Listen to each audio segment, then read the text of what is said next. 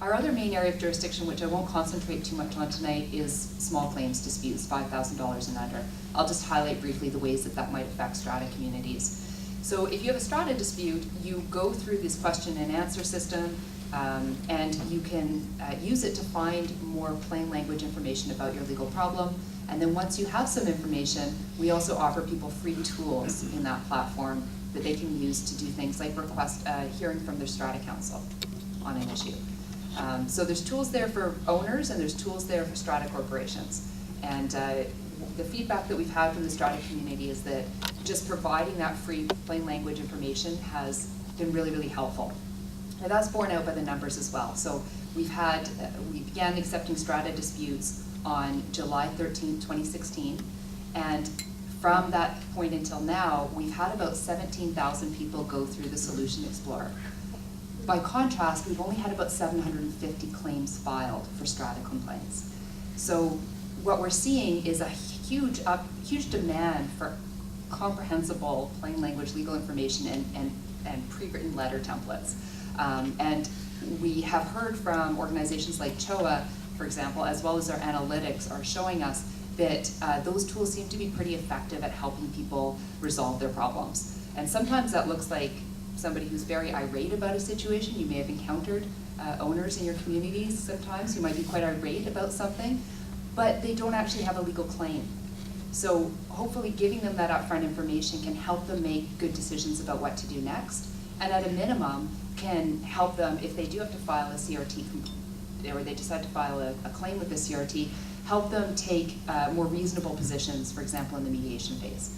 So somebody goes through that first stage, the Solution Explorer, hopefully they go off and solve their own problem. They probably would be coming to you and sending you a letter asking for a strata council hearing. And if they can't resolve their problem at that stage, though, then they can file a claim. So I'll show you a little bit about what the technology looks like there. At that point, they have an opportunity to negotiate between the parties. That's very low cost and low intervention in terms of the tribunal. That doesn't resolve a huge number of disputes, but it does resolve some. Where most of the disputes are resolved in our system, though, is at the mediation phase, which we call facilitation. And that's where a human mediator, I get asked sometimes whether these are robots, but they're not. They're flesh and blood human mediators who have dispute resolution expertise. They work with the parties on their own schedule through whatever communication methods work best for them to resolve the dispute consensually. That agreement can be turned into a tribunal order, and tribunal orders are binding as court orders.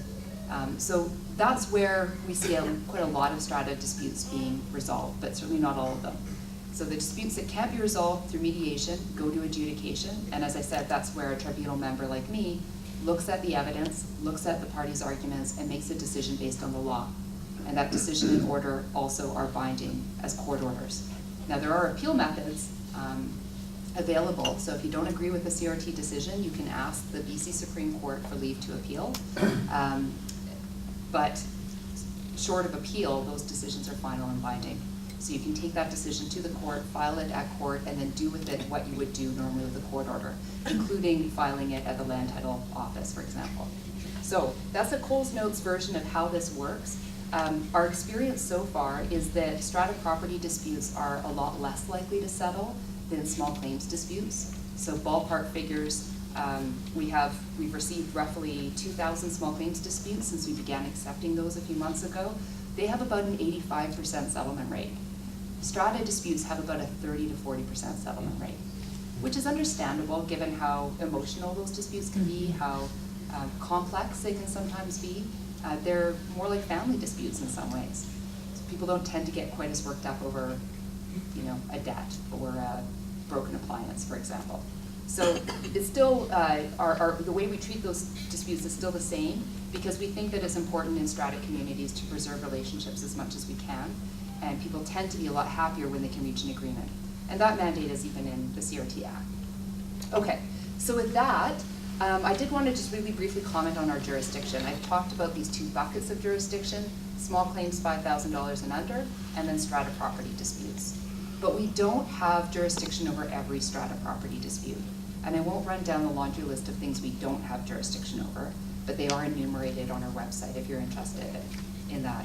broadly speaking, we have jurisdiction over most strata issues that arise, but not sometimes the most serious ones. So we cannot order that a unit be sold. We can't order the forced sale of a unit. We can't order that a strata be liquidated or wound up. We can't order the appointment of an administrator. So things that would really change the nature of the underlying ownership in the strata or the nature of the strata itself, broadly speaking, we don't have jurisdiction over, and you still need to go to the court for those kinds of things.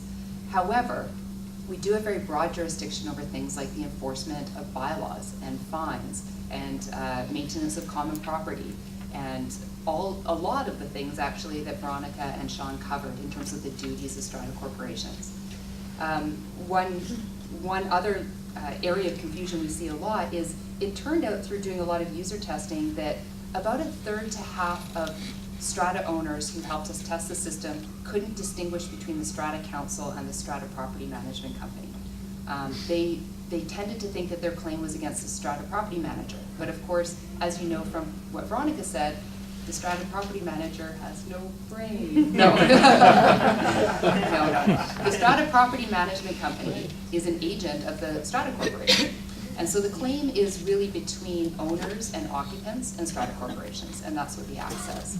So one thing you may find if you are on the receiving end of a CRT claim is that the strata property manager is being named rather than the corporation. We usually catch that on screening, but it's a common point of confusion for people. Okay, so with that, I'll just jump into some of the things that have changed in the last year. So we're about 16 months now into our strata jurisdiction. And our whole worldview, I guess, and approach to this is trying to be as humble as possible about the fact that this hasn't been done before, we don't have all the answers, and we need to keep making sure that we're co-designing with the public every time we take a step.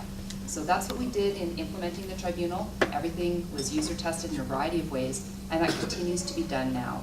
So one of the things that we've recently updated is the Solution Explorer, that question and answer free legal information tool I told you about, got a revamp recently based on feedback that we collect through the tool itself as well as emails that we get. So we went through all of that, made a bunch of changes, added more content, and we're going to keep on doing that every quarter. So I'd encourage you to have a look at the Solution Explorer. As I said, it's free to use, it's anonymous. You may, as very sophisticated Strata Council members, not learn a lot, but you may have things that you think that we should be covering, and we'd encourage you to get in touch with us if that's the case.